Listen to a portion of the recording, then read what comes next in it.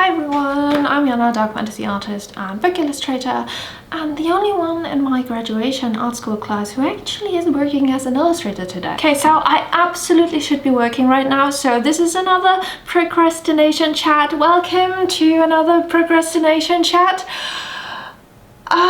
Sometimes my brain just gets stuck on an idea and then it's just better to get it out there so I can proceed with a calmer mind, right?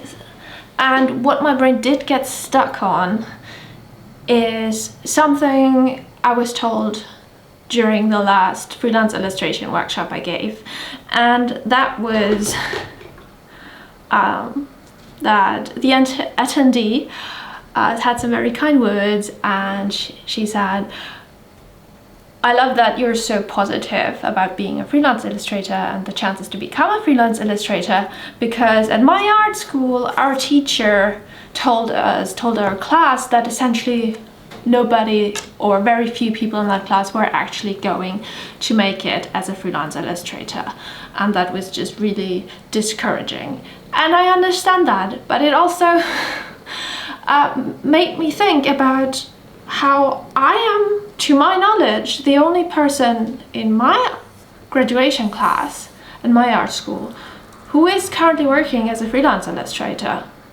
And to be fair, my class was very small. When we started out, we were 12 people, I think, and by graduation we were just 10.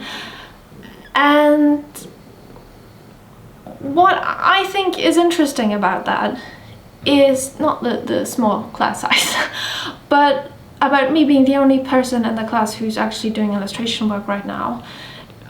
It's that none of the people that graduated with me failed. And I want to be very clear about that. They're not working as illustrators today, but they didn't fail. They just, I think they didn't want to be. And not in the sense as they just didn't want it hard enough, is that they just didn't want to be illustrators. Because when you start art school, especially if you start art school right after graduating, secondary school, you're still very, very young.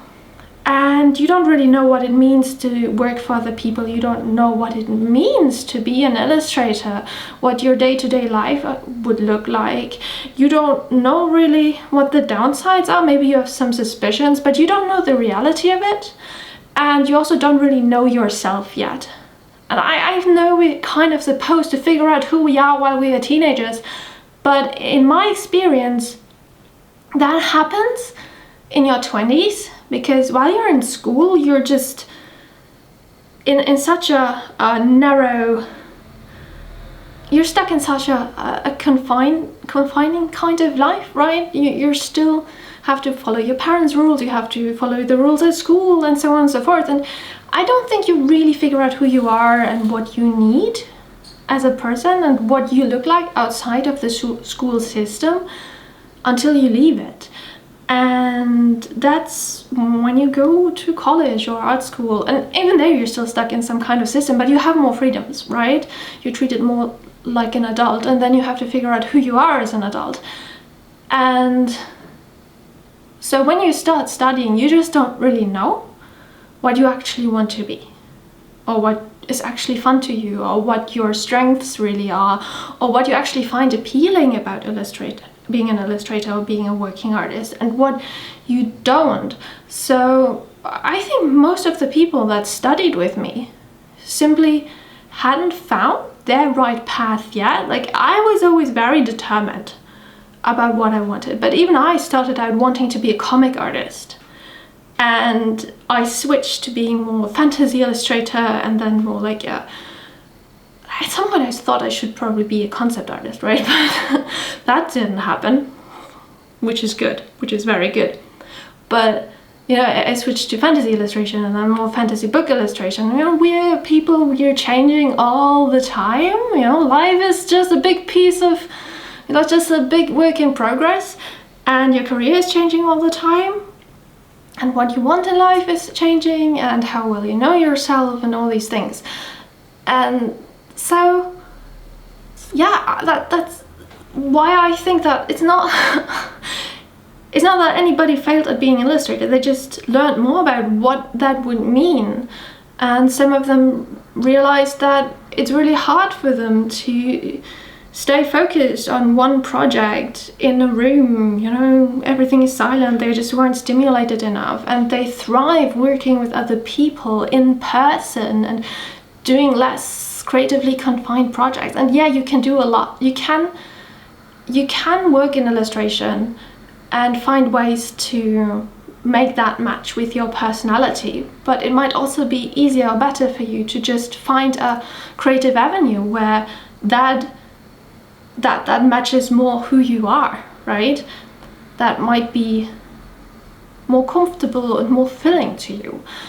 And we've had people who were much better painters or draftspeople than me, who were much better designers, and they went on to become fine artists. And one of them became a wood carver, and she's probably one of the best woodworkers, wood carvers out there. Like, I think that she could have probably made anything artistic work. And a friend of mine ended up being a motion designer. Somebody else ended up being a graphic designer. And that's not because they were bad illustrators or bad at art. Not at all. A lot of these people were much better than me at painting or at color theory or at realism or drawing or design or all of these things. Like, I'm not the best or even great at any of these things. I'm pretty good at a lot of things. But the things that I'm also okay working with other people. I do not put all my heart into everything I create, and I can get some distance from my artwork, which allows me to work better with clients. Like, sometimes, yeah, I get emotional about having to do revisions I don't like, but I can step back from that and then do the work. I can sell artwork because I'm not so emotionally connected to each work that it hurts me to let go of it. I know, for me, the best thing to happen for the artwork, the best thing to happen is for it to, you know, leave me, because I just put it in a folder somewhere. It's much better off if it hangs on a wall where it's being appreciated, you know? And stuff like this, it is really important too. And as you can tell, I am actually not so terrible at putting me and my work out there. And even if it means I get crickets, I get critique, people might be rude, usually they're not, you're all very kind. But all these things I'm kind of suited to, and I also can take the risk of being a freelancer, right? Of course, there are also in-house positions for illustrators, but they're very rare, very few. So it usually means if you want to be an illustrator, you will also be freelance.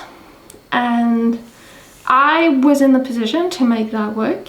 I can live with not having a regular paycheck. I can live with uncertainty. I can live with knowing that my job is going to change and I need to adjust and I need to learn new things. I need to wear 3,000 hats, you know. These are all because I am quite good at a lot of things, but not great at anything, right? These are all things I'm well suited to, which is why being a freelance illustrator is something I'm okay at, I'm quite good at. And that's also why other people might be like, no, this is actually not for me. And that doesn't mean they're bad. It just means they've looked at the reality of what it means, what this job means, and said, yeah, I'd rather have a stable income. I'd rather work with a team in person. I'd rather have more creative freedom.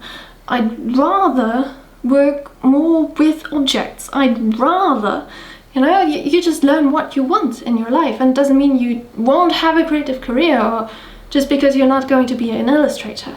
It just means that your career is going to look different. It's going to be something else, and it doesn't mean you're not going to be successful.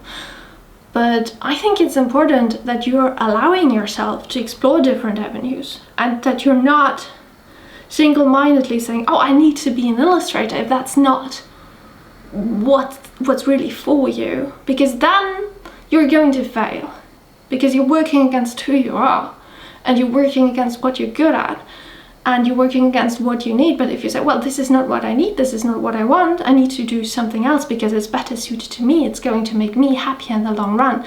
I think that's really important, that you allow for that, because I've seen people do that, and they're in good careers and they seem happy, at least from the outside, and they didn't know they would end up there when they started that art school class with me, you know? And this is where I also want to mention the concept called the shit sandwich. I'm gonna look up who coined that one. Some famous blogger. The idea is that every dream project, every dream life, every dream job that's out there is going to come with a downside. The shit sandwich. It's going to be the stuff you dislike, it's the paperwork, it's maybe the selling, the marketing, it's stuff you're not even thinking about because you don't know the job enough yet, right? It's all the parts you would rather do without. And you need to not only know what the dream job is, and it's what you need to do to get there, right? I don't want to sit in a room, drawing all the time or spending a long time before I actually earn money, with this job and all this stuff. If you don't want to put up with this, if you're not ready to put up with that, if you don't want the good parts enough to put up with the shit parts, then it's not your dream job, really. Or ideally you even like doing parts of the shit parts. So you don't just look at what job seems, or what career path or artistic profession seems appealing to you, but you also have to look at what is the downside, and either does that downside actually look not so bad, or is the downside something you can kind of put up with. So you have to balance these things out, and is the good thing so great that you're happy to make do with the shit sandwich? Or maybe the shit sandwich is something you'll happily eat to make the good part happen. And I think that's more the reason why people ended up doing something else, because they looked at the shit sandwich and they were actually, I'd rather do something else, because the good aspects of being an illustrator were not that appealing to them.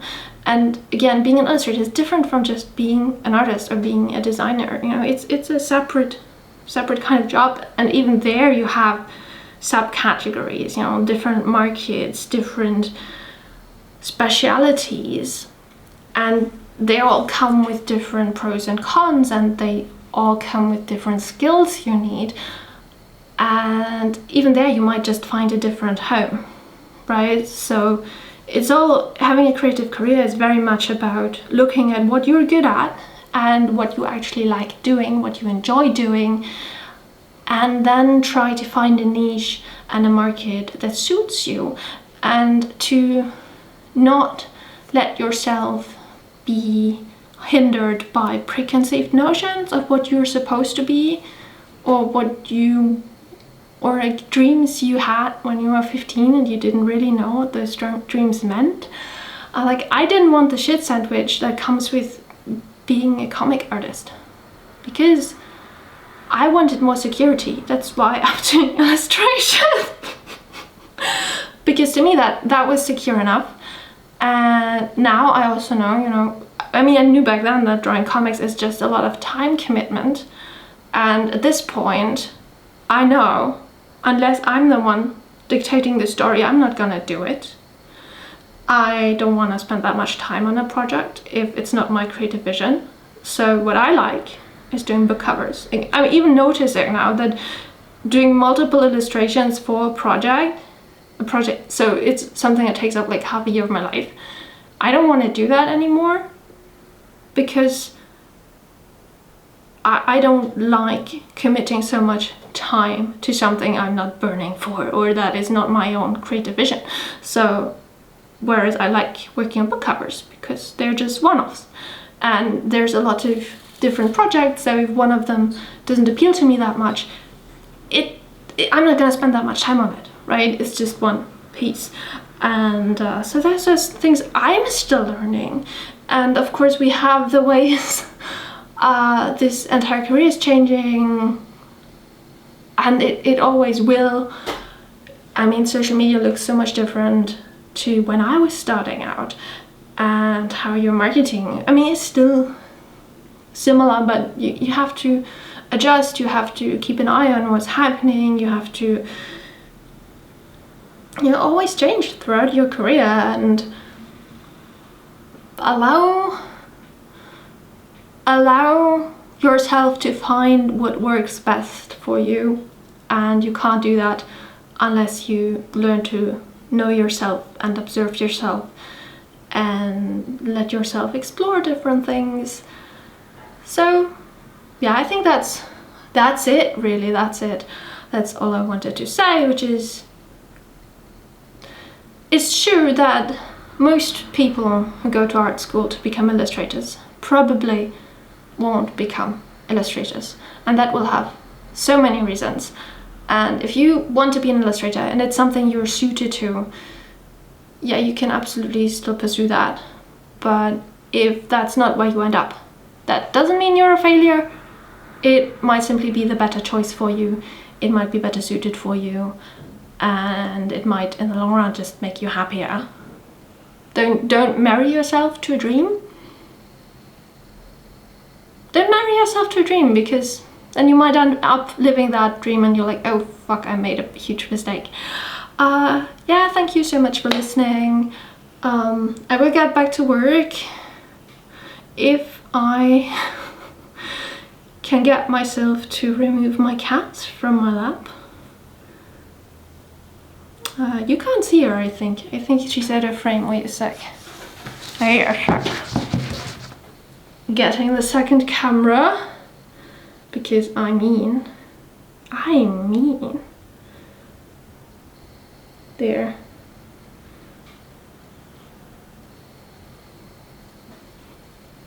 There. I have to work so much right now, and she's been so annoying, so needy. She doesn't like that I work all the time. But now she's happy. Hello.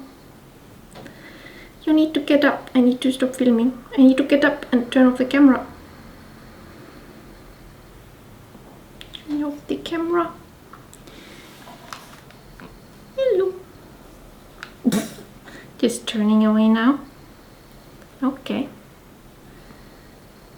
She does not like the phone. Yes, so anyhow, you need to get up, love. Yes, get up, get up. Good girl.